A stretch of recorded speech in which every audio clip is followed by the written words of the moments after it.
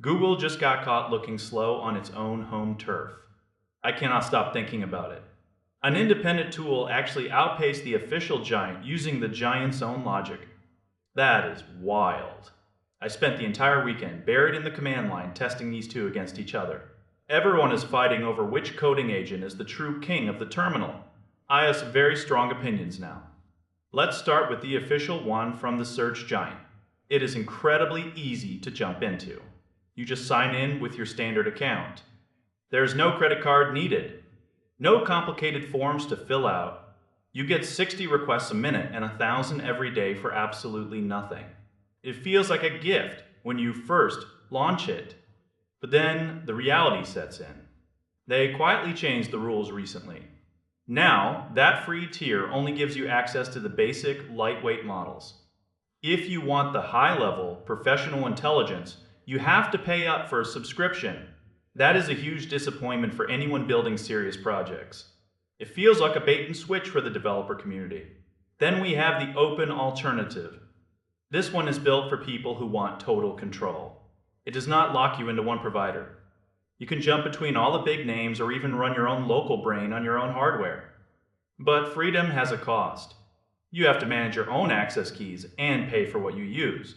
If you were coding all day long, you could easily spend $50 a month on those requests. It is also a bit of a resource hog. It will chew through over a gigabyte of memory just to sit there in your terminal. If you're using a standard desktop operating system, you might run into some bugs. The setup is still a bit rough around the edges for casual users, but the speed is where things get really interesting.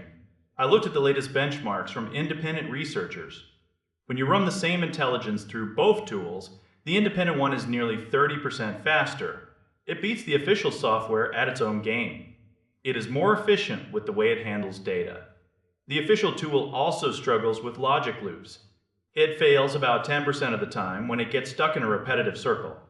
Even that massive memory window they brag about starts to fail long before it gets full. The logic just starts to slip as the code file gets longer. It gets confused by its own history. So who actually wins this battle? It depends on your daily workflow. If you just want to test the waters and see what artificial intelligence can do for your code, go with the official tool. It is the friendliest start you can find. No commitment and no friction. But if you are a professional who needs the best performance and flexibility, the open tool is the only choice. It is faster, more flexible, and more reliable when the pressure is on. One is a great entry point for beginners. The other is a serious machine for serious work.